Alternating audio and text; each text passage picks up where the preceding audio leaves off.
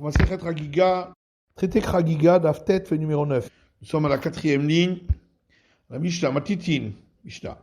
Mishel Chag Yom Tov Arishon Shel Chag, celui qui n'a pas offert le sacrifice de Chagiga, de la fête, le premier jour de la fête des Kaban, Chogeg et Kol HaRegel, il peut le faire pendant toute la fête. Yom Tov Aharon Shel Chag, également le dernier jour de fête. Avar Regel Velo Chag, mais si la fête est passée et il n'a toujours pas offert ce sacrifice de Chagiga de la fête, il n'a pas à le remplacer. Al-Zenemar, et c'est là-dessus qu'il est dit, mais Uvat le Yuchad Litkon, versé dans l'Ecclésiaste, ce qui est tordu ne peut plus être réparé. V'chisaron le Yuchad Limanot, et ce qui est manquant ne pourra pas être compté. Rabbi Shimon ben Menassi Omer, Rabbi Shimon ben Menassi a dit, qu'est-ce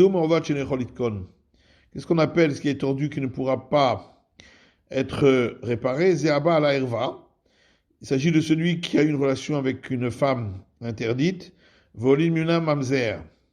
Et de cette relation est né un enfant illégitime, et donc il ne peut pas réparer puisqu'il y aura toujours la marque à travers cet enfant. Alors que celui qui a volé, que ce soit discrètement ou devant tout le monde, il peut rendre ce qu'il a volé et ainsi réparer. Rabbi Shimon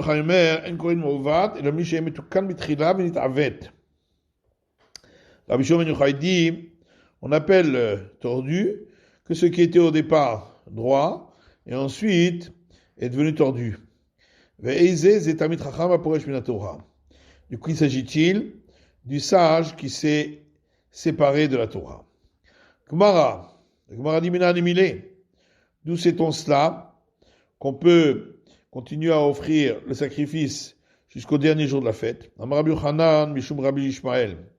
Rabbi Yochanan dit au nom de Rabbi Ishmael, Nemar Atzeret Bishvi Shel Pesach. Il est écrit le terme Atzeret dans la Torah concernant le 7e jour de la fête de Pâques. Venema Atzeret Bishvi Shel Chag. Et le même terme Atzeret a été écrit concernant le 8e jour de la fête des Kaban. Ma lehalan et tashlumin. De la même manière que pour le 7e jour de la fête de Pâques, c'est un jour de rattrapage pour offrir le sacrifice de la fête. Afkan et tashlumin. Ici aussi pour le 8e jour, pareil, pour le 8e jour de la fête des Kaban. Moufné. Il faut dire qu'un des deux mots, Atzeret, est forcément libre, en trop. Dès la moufné, car s'il n'est pas en trop, il calme ifrach. Dans ce cas-là, on a le droit d'apporter des arguments pour contrer cette déduction par similitude de termes. En disant Malishmi chez le Pessah, chez Kaneno Cholek, chez le Fanav. C'est différent le 7e jour de Pâques, parce que lui n'est pas différent des autres jours auparavant, il fait partie de la même fête. Thomas Mishmini Shel Chag, ce qui n'est pas le cas pour le 8e jour de la fête des Kaban, chez Chalouk Shel Fanav, parce qu'il est différent de ceux d'avant, c'est une nouvelle fête, sur certains points. La commande de l'Ayav, effectivement, le mot est en trop. Puisque, que veut dire le mot Atzeret? Atzor be'asiat melacha. S'arrêter de travailler, cessation de travail. Haketiv, mais il est écrit déjà pour le 7e jour de Pâques, l'ota ase melacha. Tu ne feras pas de travail. Atzeret de Katavacham Dalamali. Alors pourquoi le verset a-t-il besoin d'employer ce terme de cessation? Et la shparmina l'a fnouillé. Forcément, c'est pour dire que le mot est en trop. Un enseignant du temps de la Mishnah, lui l'apprend d'un autre endroit, des Tanya, comme c'est écrit dans une braïta. Il y a un verset dans Lévitique qui dit Chagotem oto chag lashem shivat yamim, et vous le fêterez en fête pour l'Éternel pendant 7 jours. Alors j'aurais pu croire qu'il doit donc apporter le sacrifice de la fête de Chagiga pendant tous les 7 jours de la fête des Kaban. Oto. Pourquoi c'est marqué lui? Oto atachogeg. Seulement lui, le premier jour, tu dois apporter le sacrifice. Vea tachogeg kol shivra. Tu n'apportes pas le sacrifice pendant les 7 jours. Imkanamanemar shivra. Pourquoi on parle de 7 jours? Le tashlumin pour ce qui concerne le rattrapage. Et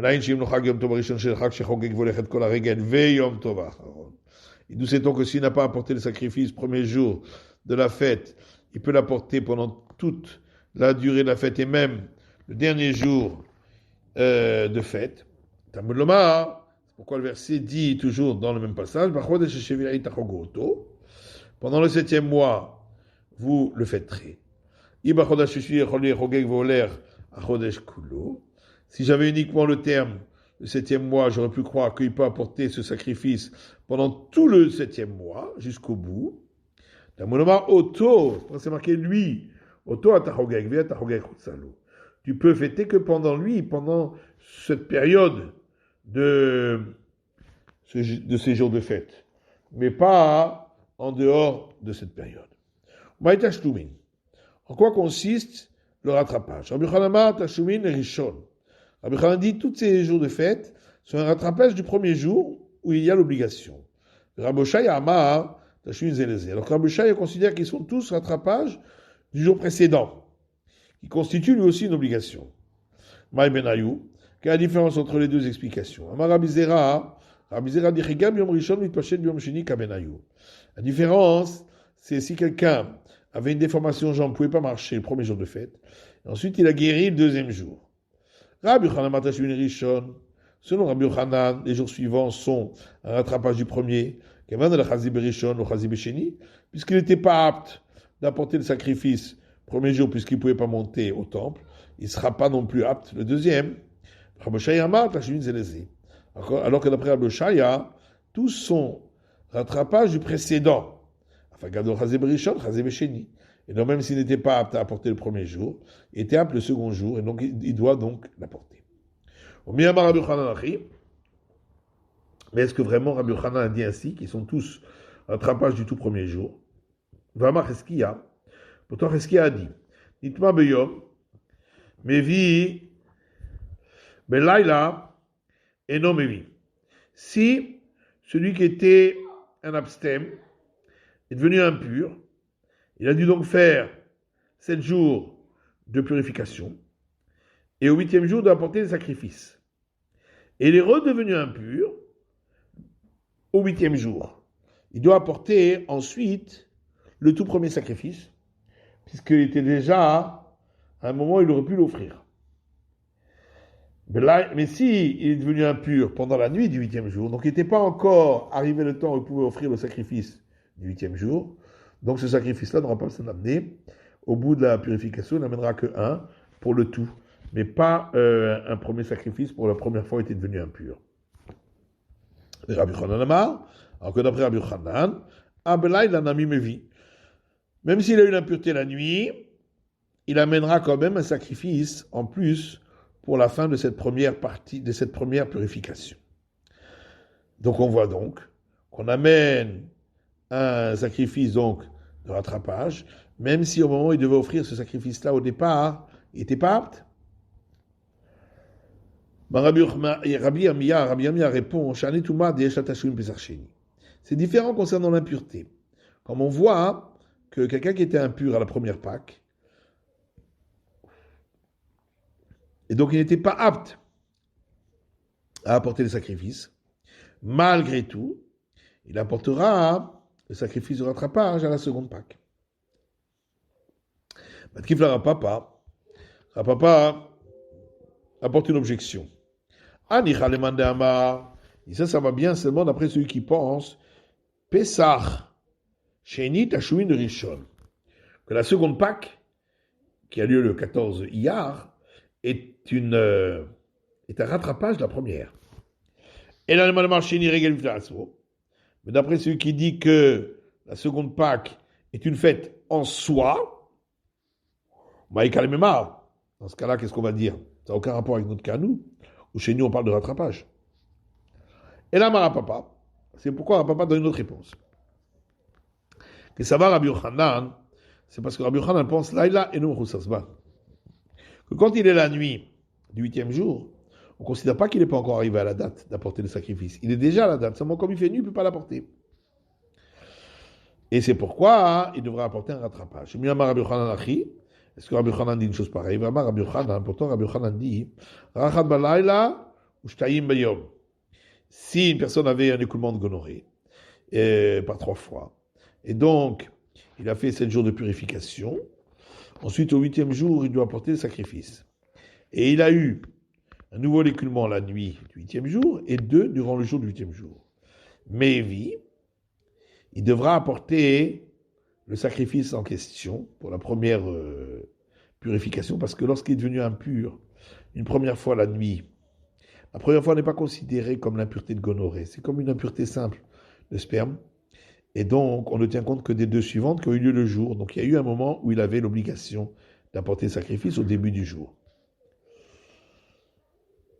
Mais s'il a eu 2 écoulements la nuit et une le jour, du 8e jour, et non, mais là il n'apporte pas parce que au moment où est arrivé le jour où c'était son moment d'apporter le sacrifice, il avait déjà une impureté de gonorrhée. Or, si on dit que d'après Rabbi Hanan, la nuit, on ne considère pas qu'il n'est pas encore à la date. Même s'il avait eu 2 écoulements la nuit et un le jour, il devrait quand même apporter le sacrifice, parce qu'au début de la nuit, il n'était pas encore impur, et était déjà arrivé à la date d'offrir le sacrifice, donc il devrait lui l'offrir.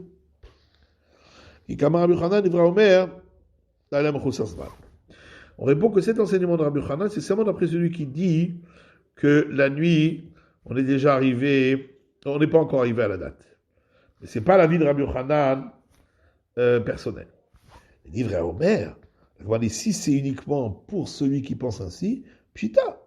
Alors qu'est-ce qu'il nous apprend? Si encore nous apprenait son avis à lui, on connaîtrait son avis, mais si c'est pour nous expliquer d'après l'avis qu'on connaît déjà, il n'a pas besoin de nous enseigner. Il avait besoin de nous enseigner le cas où il a eu 2 écoulements le jour du 8e jour et un la nuit du 8e jour. Ça, j'aurais pu croire qu'on va d'après la question que Rav Shisha, fils de Ravidi, a posée, en disant que à l'entrée du 8e jour, il était déjà impur puisqu'il avait eu un écoulement la nuit.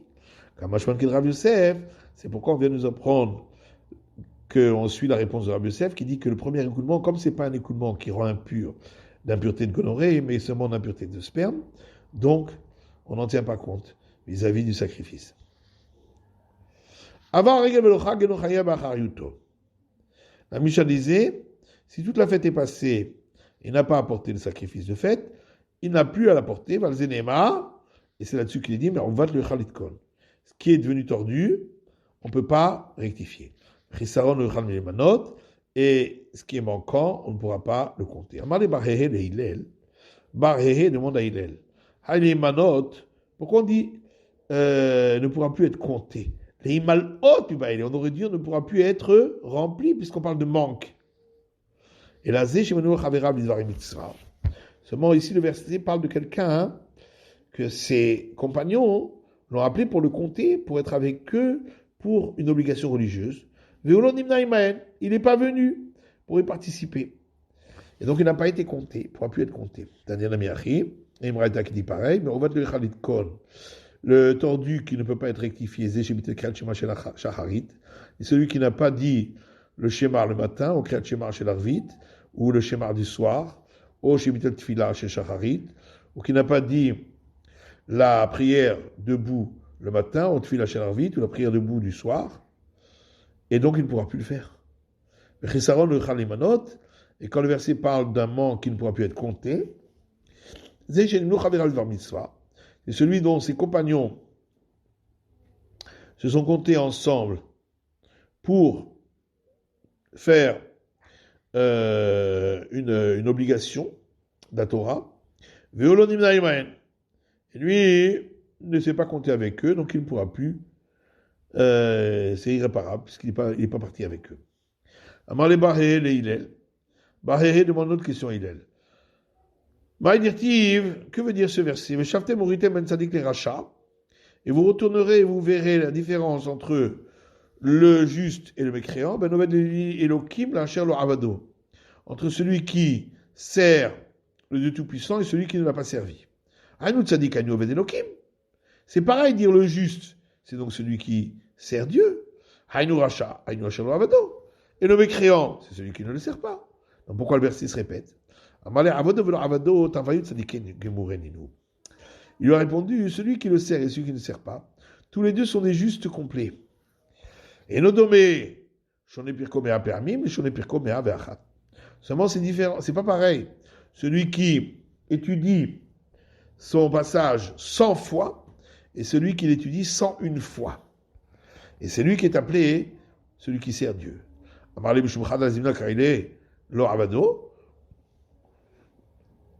Alors l'autre tu dis, quoi, parce qu'il a manqué une fois, alors tu l'appelles, il n'a pas servi.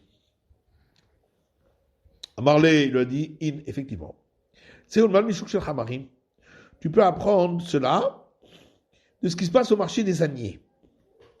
À Sarah Parsé, Mezouza. Si une personne loue les services d'un ânier pour déplacer la marchandise sur une distance de 10 parsa, environ 40 km, il paye un zouz, un sou. Mais s'il veut une distance de 11 km, 11 parsa, mais 13 zouzés, il doit payer 2 zouz. On voit que dès qu'on dépasse un plafond, on paye le double. Ici aussi, quand il a dépassé quand il a dit, il est arrivé au plafond de 100 fois, très difficile de reprendre une nouvelle fois. C'est pourquoi il est payé double. Amal Eliyahu le Barhéhé. Eliyahu a dit à Barhéhé, Vamrela le Rabbi Al-Azhar. D'autres disent à Rabbi Al-Azhar. Maïdirtiv, que veut dire ce verset?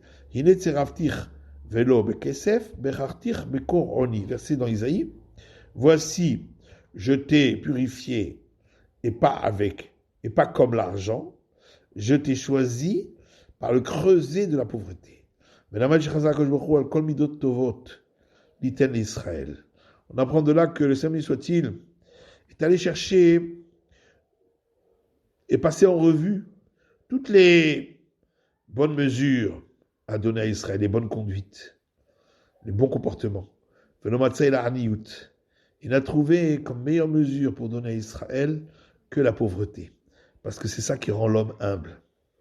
Amar Shmuel Vitema Rav Yosef. Shmuel dit, certains disent Rav Yosef, Anu Damrinché. C'est ce que les gens disent, il y a Aniuta le Yodae. La pauvreté est bonne pour les juifs qui barza sumka les soucia haivra. Comme une lanière rouge pour un cheval blanc. Rabbi Shimon Menasseh Omer, Izum Robert le Chadikon, c'est Abba la Herva Volin Menamamzer. On a vu dans le Mishnah, Rabbi Shimon Menasseh a dit, qu'est-ce qu'on appelle tordu qu'on ne peut rectifier? C'est celui qui est parti avec une femme interdite et de cette relation est né un enfant illégitime. Roulé, etc. Holidin, holidlo. Alors c'est seulement s'il y a un enfant qui est né de cela, oui, parce que s'il n'y a pas eu d'enfant qui est né de cela, Vatan est apportant une autre braïta qui dit, Rabbi Shimon Menasseh Omer, Rabbi Shimon Menasseh dit, Koneh vadam,